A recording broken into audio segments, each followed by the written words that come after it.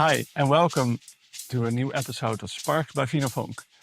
My name is Jeroen, and today we have a special guest from Italy, Enrico Rivetto. Welcome, Enrico. Thank you so much. And Enrico, you're the maker of these two wines. You sent it to me. I'm very curious. A Nebbiolo from Alba and a Lange Nascetta. Yes. Yeah, but pronounced. You are perfect. You are great pronunciation. Perfect. Yeah, and I love the labels. And I thought, this is the best part of the label. But people who follow me for some time know I'm a big fan of organic wines, biodynamic wines, and on the back you see Demeter-certified and organic. So I'm very excited. But first of all, who is Enrico and what do you do? Yeah, you're making wine, but tell me more about it. Of course, I'm a wine producer, but I have to say that in the last 17 years, when we started a more open, let's say, project of biodiversity in my winery, I cannot be considered only a wine producer, but like a trainer of agricultural organism. I can define myself in this way because first of all, we have to tell to the people who listen to us where we are. We are in a Barolo area, so exactly in the middle of the Barolo region, which is in the south part of Piedmont. And my winery is between two small villages. One is Serralunga d'Alba and the other one is Signo. It's a hill called Lirano. That's also the name that you see on the bottle, Vigna Lirano, for both of these two wines. And I'm the fourth generation of winemaker of my family. So we started in 1902. But 17 years ago, when I was 30 years old, I started to a different approach in the vineyard and of course also in the cellar and of course also on my life. So we decided to recreate one complex ecosystem. Consider that we are in one region, the Lange Hills, the Barolo area, where the monoculture is very strong. So you see vineyards everywhere. But it never been like this. Before, there was a much more differentiation of the cultures. And that's exactly what I try to do right now. So the vineyards are, of course, the most important plants cultivated. But in my idea is to have an organism more complex. And that's what we were doing. We planted more than 1,000 trees. I'm talking about big trees in the last 12 years. That's a lot. 5 kilometers of biological corridors. What are the biological corridors? Rosemary, sage, lavender, mixed bushes, fruit trees. So something that interrupted the monotony of the vineyards. We have bees, 6 hives of bees. We have 7 hectares of woods. That maybe for you is nothing, but for us, 7 hectares of woods, it's a lot. And these woods are all around my winery. So like a protection, a buffer zone, a protection zone. We have a field where we grow wheat, all the antique cereals, antique variety of corn. We have an area where we make our own compost. We have donkeys. So and everything is on my hill, because also another characteristic very important is that, let's say 85% of my winery is in the same place. And that's a big advantage. So that's just to give you an idea, a little bit about the history of the winery and the new project. Of course, this idea of changement, it's quite unique in my region. And so I'm experimenting also many things that not always are successful. No, but that's why you're experimenting. If you know what to do, it's not an experiment. Of course. Yeah. That's a good point. Yeah. And you're on the hill, but how high is the hill? 400 meters above the sea level. Okay. And we have a pond with water at 400 meters above the sea level. And that is very important for irrigation, not for vines, but for all the other the crops we have. And also for the biodynamic treatments that we need to use natural, rainfall water or water from springs, but not tap water, because we have chlor in the water. So it's not good for bacteria, for microorganisms.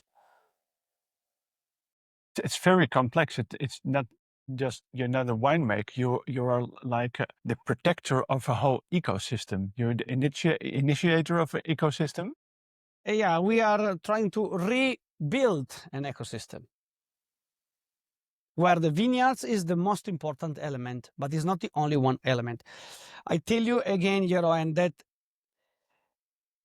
Barolo area, Lange Hills, is a particular area in Italy. So if you go in the wine region in, I don't know, Sicily or center south, Umbria, whatever, Lazio, whatever, the number of surface of vineyards are not like here very dense and concentrated in one specific region. So you have already a natural biodiversification of the area. In the Barolo region, the area is very small, the land is very expensive, the Barolo is very famous. So this combination of elements, of course, it is difficult to make ecosystem. It's difficult to make biodiversification, also because the costs are higher, but also mentally it's difficult to do this changement. Yeah, but you're in a very famous area, and you could also think, okay, I'm thinking about money. Let's plant a lot of vines. Let's make a lot of money. But you are thinking, okay, I want to make excellent wines on an organic and biodynamic way to preserve the nature and to preserve because you're not making You know wines what? only for now, but also for the future. I think I'm thinking also about myself. And it seems like an egoistic way of thinking, but in fact it's not. So if I work in a place that I'm happy to work, and I'm happy to walk in my vineyards, because walking in my vineyards is not just walking in a vineyard. Is a, especially now we are in June, and you walk in my vineyards, you see colors, smell, insects, bees, butterflies who cross your road, and you see the life. My place is alive. This is what makes the difference. Of course, our Dutch people, for me, they were always very inspiring in the way how you trade in your past and how you were making the trade. But at the other side, we have to learn also that we can make trade today and forget, and tomorrow we stop, or we can continue forever or for a longer terms. So I try to think in a medium long terms, but in fact it is also the present, because if I have more life in my winery, I'm sure that you can live better also today and not just waiting for 20 years to see the results. Of course, some results and many results we will see in the future. And it's a question of balance. I decide to manage my winery in according of an idea of balance. So how many bottles I want to produce to live in a good way in my region, in according to my family decision. 90,000, 100,000. How many hectares I need to have to do that? 14 hectares of vineyards, but I have 30 hectares. So what I do in the other hectares, or I continue to plant vineyards and produce more and more and more and more, but after I have problems of the cellar, I have to enlarge, I have to sell more wines. I earn more, but how much I spend, is it sustainable or not? So my idea was, okay, I keep my balance with 7 workers, some advisor who are coming around, and after, if you want, I tell you also my alternative projects. And we build a big, I can say, I don't want to use the word community, but I prefer to use the word organism. Organism made of cells, and each cells can give the talent and the passion and the love. But I don't want to be also not pragmatic, because at the end of the story, you need to earn money to pay the bill and to let your winery sustainable under the financial point of view. So I have to combine these two things. And organic and biodynamic give me a perspective completely different. Yeah, so you're making a community, an organism, a network, not only with the vines and the biodynamics, but also with people. Exactly. Because, But yeah. do people in the Barolo area come to you for advice, like you're working biodynamically, organic? Are they willing to learn from you? That's a good question. This one is one of the most difficult question you ask me, because Sorry. no, it's difficult to answer because there is somebody, of course, but the mentality here is very complicated. We are in a very conservative and traditional area. The changements are very difficult and very slow. I have to admit there are some young producers coming, like I was when I was 20 years ago visiting and continue to visit other wineries around Italy to learn. Because if it is something that I learned, I don't, sincerely speaking, we don't know so much about agriculture like we think to know. That's the sad answer. There are some out of 450 producers of Barolo who are working in a seriously in biodynamic. We are in 5. We are 2. I was the first one Demeter-certified, which is a biodynamic certification. I think the most serious today. Now there is another guy smaller than me who is coming in La Morra. But I have to say, if we talk about biodiversity, if we talk about a project like we were concepting, it's very small. The number of wineries is very small. Also because it's one area very rich, that you need to find a reason why to change. Because anyway, it's a famous area. The wines we sell the wines, so it's not a big problem. So why to change? That is the main answer. But if I have to answer also to on one of your consideration, I can add something about your consideration, is that I think the wine, it's not the goal of my life, of my job. That's a tool, it's a magic tool that give me the chance that the people listen to me, like why we are here. Not because I produce strawberries of potato. With all respect of the people who produce potatoes and strawberries, I produce here in my garden greenhouse. But the wine is a magic liquid that bring the people on the table and talk about everything. So I want to use this privilege to explain my world, to explain also, to take with me also the experience that I made with other crops like grain. Nobody talks about wheat, but I realized that the wheat is very important, but nobody cares. And the price of the wheat is nothing. We needed to have a Ukrainian war to see the price of the wheat increasing, which is stupid. But anyway, I don't want to go in this situation, but just that you know that I feel to be in a privileged to make what I'm making. So wine, magic tool to explain all my project. Another thing, inside of my winery, we have a educational project of homeschooling. I'm also the president of a no-profit association for children.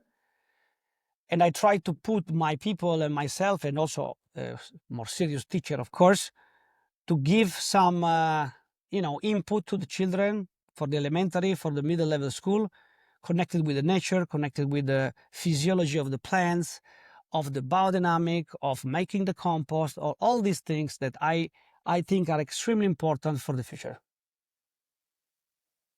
Yeah, it sounds like a lot of work for just one guy, But but no, it's I have also also. about having a philosophy, not just making wine, making money, but making a future. We have to make money. I don't want to say that we don't have to make money. Don't misunderstand me. But I think the money are important. Money wave is a form of energy, but it's not the only one form of energy that we have. Because believe me, when I started this project, young people knock at my door and say, look, I'm in love of wood. I'm in love of bees. Can we do something together? He said, of course, that's my hectares of wood. You would like to take care of this wood? And this lady today, she's taking care of my forest. She's a truffle hunter. She takes the tourist inside and she has passion. Same thing with the bees.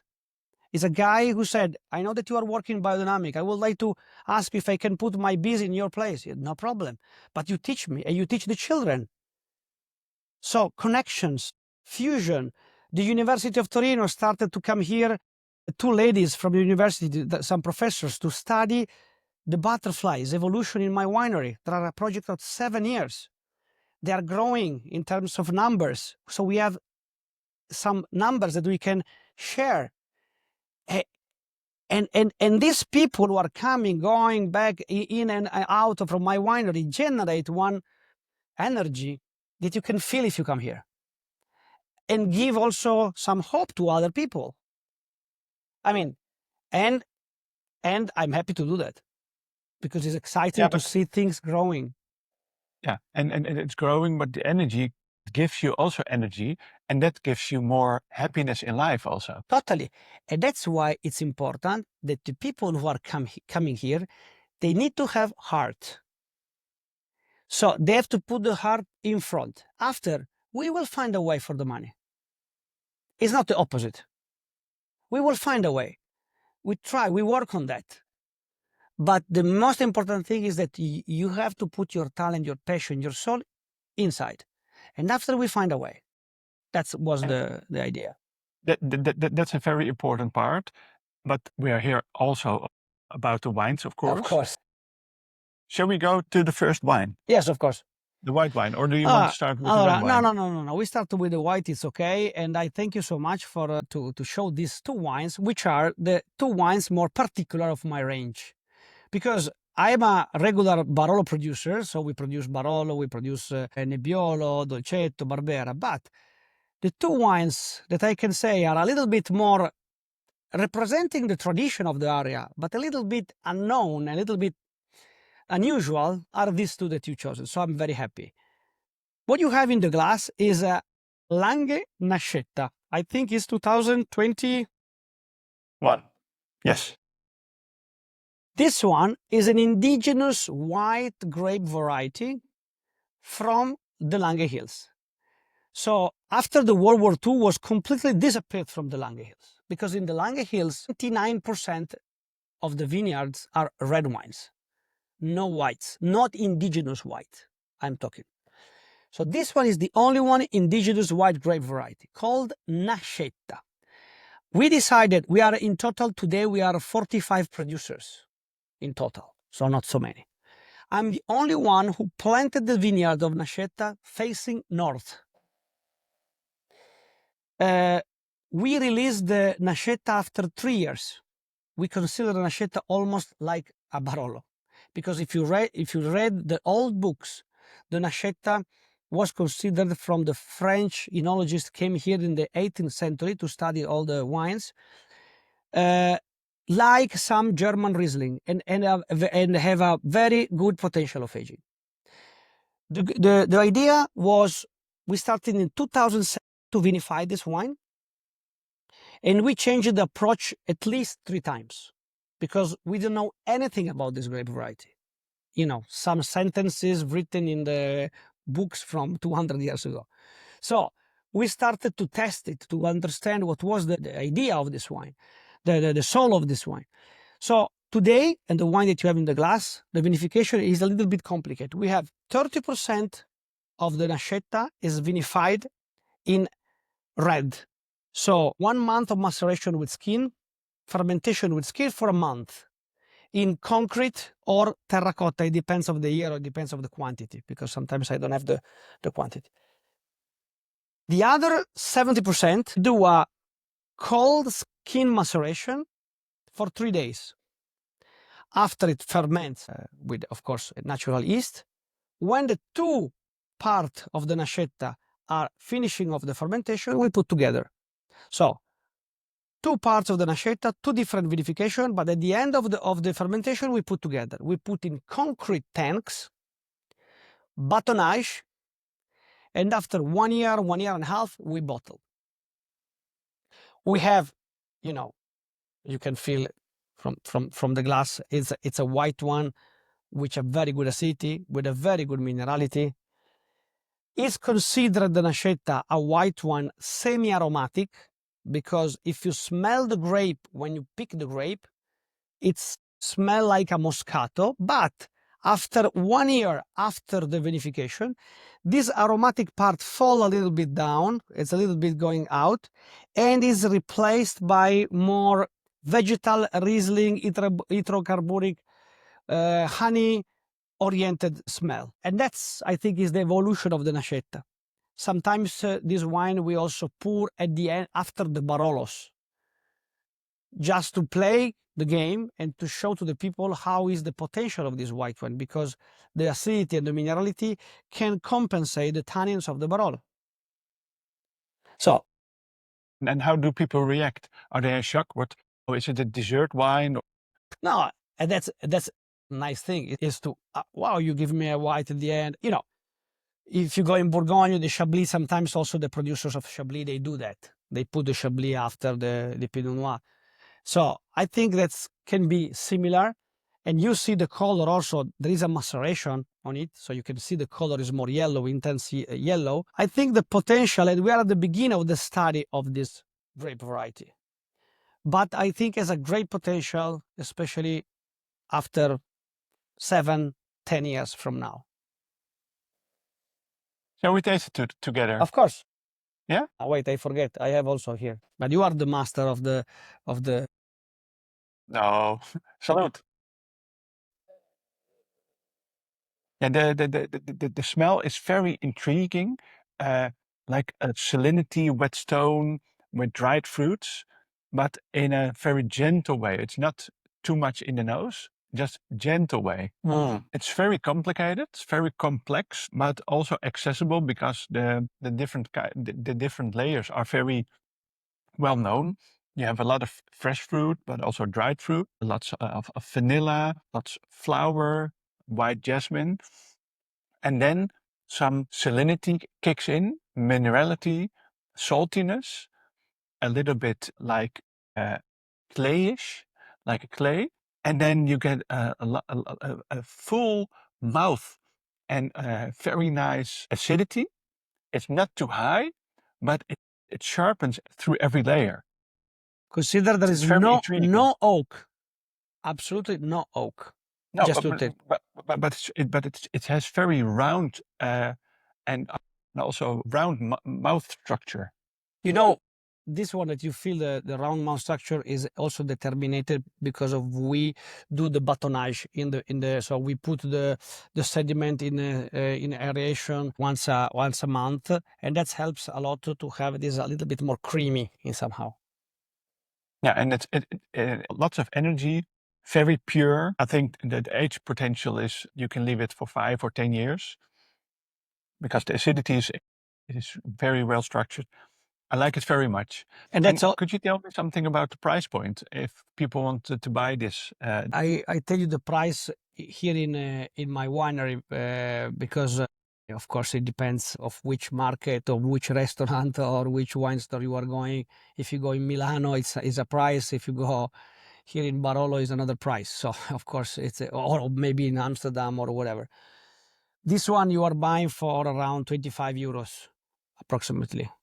Let's say that's between 20 price. to from the seller is between, let's say, you can find on the market in Italy from 25 to 30 euros. It depends on the place it's you a go. serious price, but it's a serious wine. But that's the only one white that we produce, and it's a white that is 3 years of aging. It's a white that is also there is a big cost behind, because before having a wine like this, we needed 7-8 years of experimentation, because we really, it's not like making a Nebbiolo or Barbera that we have some point of refinement. Here we have nothing. So you have to start to do micro vinification, the use of the amphora, the use of the concrete, the use of, and of course, this method that we use, the two types of maceration, is very important, because I like to have is a wine with two salts together, the creamy one and the acid one that have to be put together. And also the idea to put facing north helps a lot, also the acidity. Otherwise, you get a lot of ripeness, and then you get a full Flat, tropical. flat. Yeah, no acidity, and Exactly. I really like it. And thank you very much for making this indigenous grape rise again. I hope many producers will follow you because we need They are more of growing. this. They are growing. They are growing. The producers of Nascetta, they are growing. Keeping that for a little bit later. Shall we go to the next one? Yeah. This is Nebbiolo d'Alba. As I said before, the other wine, which is quite unusual, is the Nebbiolo d'Alba Vigna Lirano 2022. What is the characteristic of this wine? That's the only one wine, only one Nebbiolo in the area, vinified 100% in amphora. I'm talking about amphora, Georgian amphora, Kvevri from Georgia, and amphora from Tuscany. So we have two types of clay. I tell you this because since, I can say 2014, who was my first vintage, we were changing experimenting many containers made with terracotta, or also porcelain, grass, different type of clay. So at the end of this experimentation, I realized the relation size quality, Georgian and Tuscan are the best one for me. So we started, and this one in particular is Nebbiolo, 100%. And we have a maceration with skin for 7 months. So it's a very long skin contact maceration. And that's the only one Nebbiolo in the market that you can find 100% Nebbiolo with such a long skin contact. Why I decided to make this wine? Because I was curious. Because in Italy, like in many parts of the world, there was like a trend to try some grape variety vinified in amphora. In Friuli, in Sicily, in Abruzzo. And I said to myself, but why nobody is doing here in Barolo, where the Nebbiolo is a fantastic grape variety that historically, traditionally, the contact with skin was very long until Christmas. Why we don't try to do that? Yeah. And why we don't try with a container that breathes a lot, so we can keep longer the contact of the skin with the wine with oxygenation, and it doesn't go to, it never go to reduction because the amphora is always breathing. So I started. It's breathing in a good way. So I started, and I realized that in the first 3 months, after the first 3 months, the tannins extraction were very aggressive. Not that I can say very aggressive. Anyway, very present. You feel the tannins, you say, wow. But after the 3-4 months, these tannins are starting to build a chain, more sophisticated, more wider. And anyway, even if I tell you that this 7 months maceration, you say, okay, I didn't realize. I mean, you can expect such a velvety wine if I tell you 7 months maceration. Yeah, no, because when you say 7 months of skin maceration, I think about Georgian wines, structure, lots of tannins, you have to chew on it. Of course, you I'm feel the gonna try tannins. Of course, you can feel the tannins. I'm not saying that you don't feel the tannins, of course. And that's also 2022. So you feel the tannins, I'm sure. You feel the tannins, but in a very nice way. It's still very fresh, very fruity, and lots of. Exactly. That's the complexity. Yeah, very different kinds of layers of taste and aromas. Again, a lot of herbs and spices. Exactly. It's a great wine to And you to don't pair with have food. contact with any other container. No steel tanks, no concrete, no oak. Only amphora. And amphora, it doesn't give any taste to the wine. Sorry, I don't know why. Sorry, I cannot. No problem. Sorry, I have to forget to switch off the phone. Sorry. No, I said you don't have contact with the other container. And so I think you have the pure essence of Nebbiolo. I know that seems something heretic in somehow, but when we talk about Nebbiolo in oak barrels, because the tradition says that we have to age, I understand that. But the amphora keep and preserve the wine like it is, because it's skin. The skin is the wine. So I like this vision because, in fact, you can really feel the essence of the Nebbiolo in this way. I tell you something about the label because you were mentioning about the label. The label was painted by my daughter when she was 6 years old. Now she is 16 years old. And the problem was that this wine was rejected 2 times from the commission of the appellation of the DOC for 2 years in a row. So the first 2 years of submitting, it was rejected like red table wine. So I couldn't call Nebbiolo d'Alba or even Lange Nebbiolo. I was a little bit angry about that. So not angry, but disappointed, say, look, there's no defects. That's probably, this is the real Nebbiolo. There's no influence of anything. And you rejected to the commissions. That was a form of protest. I remember my daughter was drawing my logo. My logo is this one. I don't know if you can see on the bottle. My logo is this one.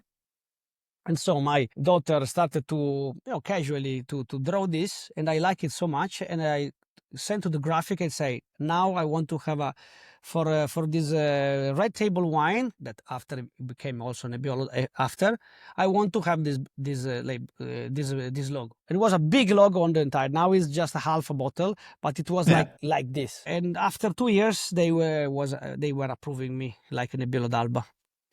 So maybe it was a question of time, but it's just you have no idea how many people ask me who is the graphic of this label, and I said, you give me 5,000 euros and I can make it for you. Yeah. I know a very good graphic, so. Yeah, it's No, a I'm great joking, story of to hear, course. indeed. Yeah, I have to say she's a little bit ashamed of that because she said, my dad, I was 6 years, now I could do much better. No, it was okay. It was fantastic. Yeah, it's about the history. It's about the history. And what do you see? Because we're talking a little bit about the past. What do you think about the future? The future in your area, but also the future of your wines? The future of my wines, we have new projects, of course. Now we just planted one vineyard that is a complex vineyard. That I think is the first time I talked to somebody. We call co-plantation. So it's a vineyard with different types of grape variety altogether. Because I realized that the complexity, not only in terms of what you plant in the vineyards like trees, but also the complexity of the number and the difference of variety of grapes altogether, can give a magic balance. That's the goal, is to make a wine with a magic balance combined with different type of indigenous grape variety from the northwest of Italy. And that's the next step. But the next step is to improve the biodiversity in the winery, to have more data on the evolution of the project, number of bees, number of butterflies, extraction of polyphenols, a lot of things. And for sure, that's one of my dreams, it's to create a new cell around the wine of people who can interact. I'm talking about the school. I was talking about, I would say, courses of agriculture, exchanging products. I don't like the word community because it reminds the community of the 60s or something, but it's something like this. You could call it a network. A network. Yeah. A network where the people exchange knowledge, products, but they have to put the passion and the soul on the table. Yeah. Yeah, and in that way, you are learning also. You're giving a lot of knowledge, but you're learning also, and you're giving energy. You're getting energy, and making the world a better place.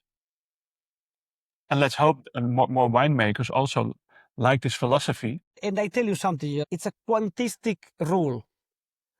If I do something, even if in a small place, even if in a small scale, the energy that it develops, somebody in some other part of the world can receive it, but it's not magic. That's science, and can do the same thing. Or maybe I'm doing this because somebody else already were doing or inspiring me in a small detail, and the things change. We don't have to wait that somebody will solve our problems. I'm sorry to do that. I don't want to talk about politics, but we have to solve our problems with our, I always say about a concept connected with the level of awareness. So we don't have to expect that somebody do something for us. And you have to do it yourself. And if I find somebody who can share with me my same way of thinking, we can do something. Because the mistake of the past is that the people start to do things together, but the level of the frequency was different. Yeah. And it cannot work. That's a good philosophy. When it's come from your heart and you share, who can complain then? Because it's coming from you and you're giving energy. Absolutely. And if you don't like the philosophy, you go somewhere else. Absolutely. That's no problem. But I can see already from my project, the people who come here and they don't have the same, in Italy we say risonanza. I don't know if you can say like this. Yeah, it resonates. Yeah. They disappear. They disappear. It's like when you hear music Same and you thing. don't like the music, then you stand still. But if you like the music, you're going to start dancing. And you're not dancing the same way somebody else do, but you're dancing on your own way. Perfect. Perfect example. Well, thank you very much. Enrico, thank you very much for your time. Thank you very much for sharing your philosophy, your story, your mission. I really enjoyed the wines. I don't know if they are available yet in the Netherlands, but I will find it out. There are. Yeah? Okay. Then I will find some links and we'll put it in the show notes. And when you are in the neighborhood of Enrico, give him an email or a call. With pleasure. Same. Place. You too, if you come to Piemonte, you are more than welcome to visit me. Thank you very much. Grazie mille. Grazie mille. Salute. Arrivederci. This was a new episode of Spark with VinoVonk. Join me the next time when we have interesting people in the world of wine. See you again soon. Ciao. Arrivederci.